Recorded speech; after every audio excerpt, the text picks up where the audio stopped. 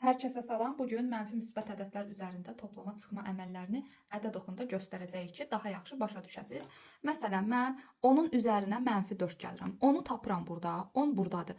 Üzərinə ədəd əlavə eləyəndə nə edirdim? Bu tərəfə gedirdim, düzdür? Məsələn, 10-un üstə 2 gəlsəm, 1, 2, gəlir düşür 12-yə. İndi yenə də üstünə gəlirəm, yəni bu tərəfə gedəcəm. Bir də mənfi gördüm. Baxın, harda mənfi görsəz, istiqamətimiz dəyişir. Mən sağa gedəcəkdim, mənfiyə görə sola gedirəm artıq. Neçə dənə? 4 dənə. 1, 2, 3, 4. Oldu cavabım 6. Eyni qaydada baxıram bura. -4, -4-ü seçirəm.